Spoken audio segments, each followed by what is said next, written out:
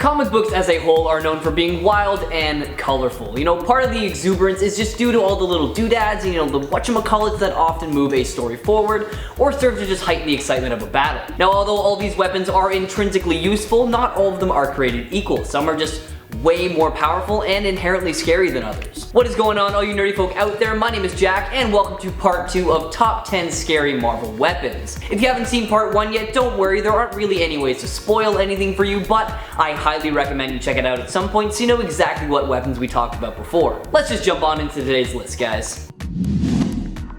Number 10, the Watcher's Eye. Now, I'm sure we all know this, but a weapon doesn't need to be capable of wiping out civilizations to be considered scary. Enter the Watcher's Eye. Now, over on the moon, it was the ancient being known as Uatu the Watcher. As a Watcher, his duty was to observe the planet Earth and maintain his oath of non-interference. Basically, whenever an incredibly notable event would occur, the Watcher would typically manifest to the site of the happening so he could observe it directly. Because of everything he'd seen, the Watcher had accumulated knowledge of approximately the entire history of the planet. This included the secrets of everyone and everything, including the superheroes of the Marvel Universe. Those secrets held plenty of power and were secrets that many would kill for. In fact, the Watcher was killed for them and had his eyes removed because his knowledge and memories were stored within his eyes. The power of the Watcher's eyes were then unlocked, showing the Marvel heroes many terrible surprises that had been kept hidden from them for years. This was so terrifying because anyone in possession would have almost limitless information at their disposal, which is exactly what happened when the orb came into possession of one of the eyes and decided to take up the Watcher's job with a bit of a more dark influence. To get the full story on the Watcher's Eye, check out the Watcher's story, starting with his first appearance in 1963's Fantastic Four, number 13.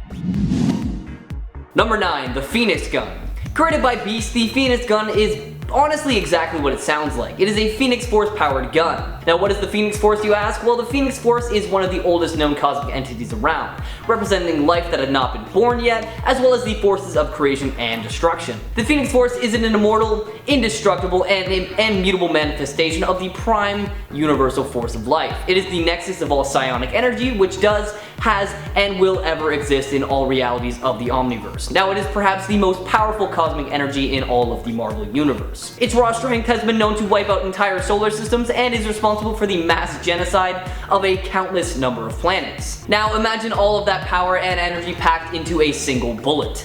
That is exactly what this gun is and what it does, thanks to the Phoenix Bullet. This gun was almost wielded by Spider-Man just before he was knocked out by Wolverine, who thought that he would be better suited to shoot it, mostly because he knew that the sheer power of the Phoenix Gun would erase the existence of whoever used it. Now, this entire story arc deserves a read, so check out The Astonishing Spider-Man and Wolverine by Jason Aaron.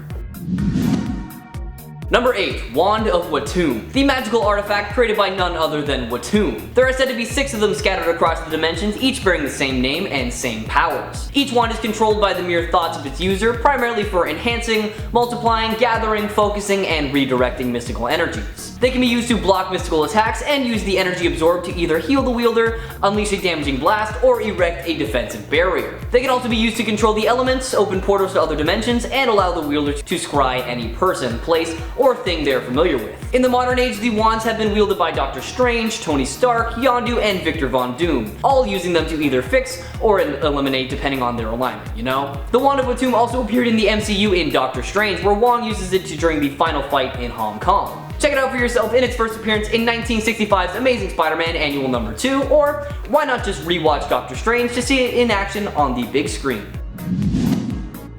Number 7, Universal Weapon. Currently owned and used by Ronan the Accuser, the Universal Weapon is the signature weapon used by the Publican forces to enforce Kree laws. The Universal Weapon is capable of many things, such as energy blasts, force fields, flight, and is even able to change the structure of whatever it strikes on a molecular level. Now, it's made of an extremely hard material and contains a fail-safe measure that shocks any unauthorized users. Ronan himself is very proud that he owns one of these weapons, saying that even this one single weapon I hold, it has the potential to create and destroy all physical matter, as I may will it. The scientist Janet Stein was able to build herself a version of the Universal Weapon as well, but it was designed with a big flaw, a common error in engineering that allowed a non-user to interfere with his logic tree, basically meaning that anyone could use it or anyone could mess with it, which Reed Richards exploited in a fight against the Steins. Take a look at the Universal Weapon for yourself in its first appearance in 1967's Fantastic Four, number 65.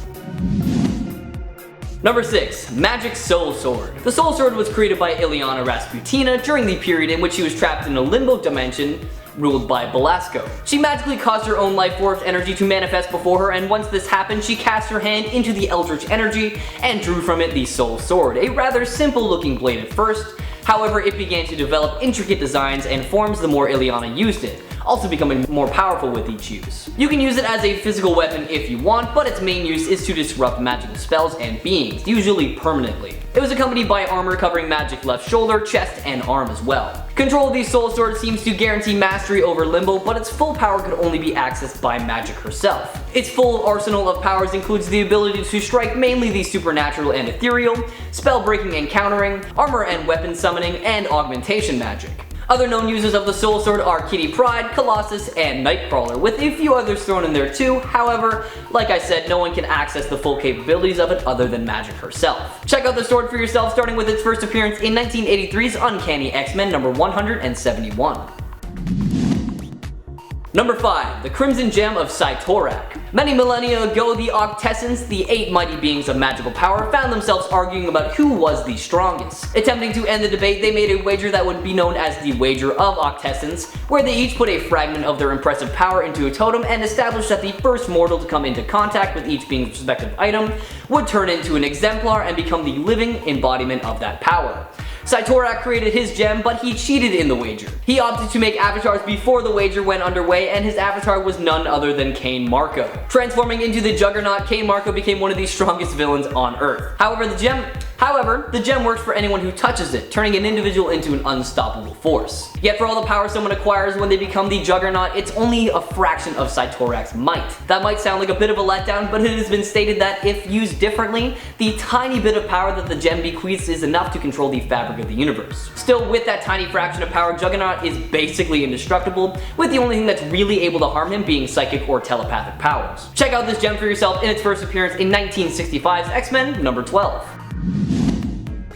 Number 4. Casket of Ancient Winters. Now, if you're not trying to encase the entire universe in an icy, frigid tundra, then you probably shouldn't go opening the Casket of Ancient Winters. It was an Asgardian artifact which contains the Fimbulwinter of Ymir. It created the massive snowstorms it opened. Not only that, but it holds the fury of 1,000 killing winters. The temperature unleashed by the casket is so severe that even frost giants, who typically, relish in the icy weather and have frost in their actual names, are capable of being frozen by the casket's fury. If a world does find itself on the receiving end of the casket, there is only one way in which to reverse the effects, which is Odin's secret gem of infinite suns. The opposite of the casket, the gem contains the essence of 100 stars. Funnily enough, the Casket of Ancient Winters appeared in the MCU in the first Thor movie. It actually proved pretty central to the movie's plot, as its ice powers led Loki to discover his true heritage as a frost giant. Check it out for yourself in the movie Thor, or head all the way back to 1984's Thor number 346.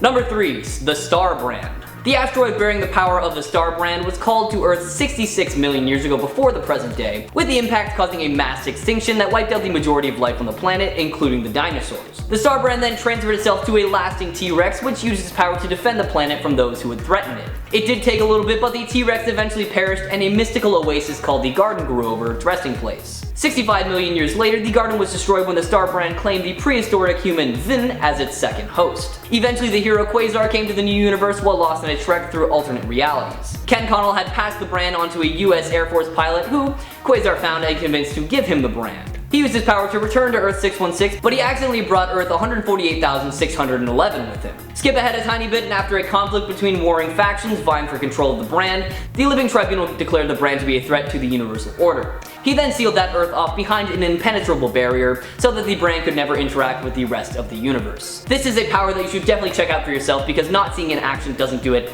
any justice, so check out 1986's Star Brand, number 1.